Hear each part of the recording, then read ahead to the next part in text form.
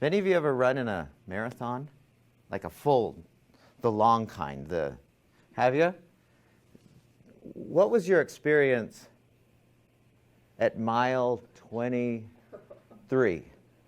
was almost in tears. You were?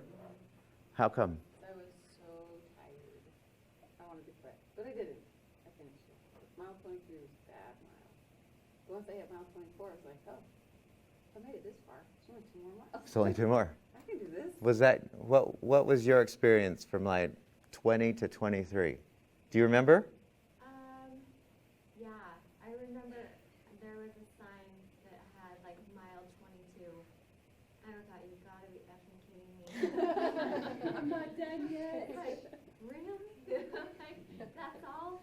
Because it seemed like the last sign that I had seen, Yeah. like the progression from there to there, the distance just seemed a lot longer. Yeah. I was like, whew, okay, here we go. Gotta just keep going. I'll never forget when I did the St. George Marathon, and I remember coming down, and St. George is just mostly downhill until you hit this long, flat straight. And at one point during this race, I just felt so good, like about 5 miles in, I just felt so good, and it was downhill, and I decided I'm just going to run fast. I'd never done a race before, and so I didn't know that was really a stupid idea, but I felt really good, and I must have passed 2,000 people in this one little segment of downhill. I was just sprinting, and I got to the bottom where it flattened out, it started to level out, and headed towards St. George. And my legs went, we're done. You ain't going anymore. And I promised myself that I wouldn't walk except on the uphill parts. That was my own little silly promise, that I'm just going to walk on the uphill parts, but if it's flat or going down, I'm going to keep running. And I got to that bottom part, and my legs went, nope, you're done. And my mind immediately went, like what you guys, it sounds like you experienced too. I can't do this. I cannot do this. And I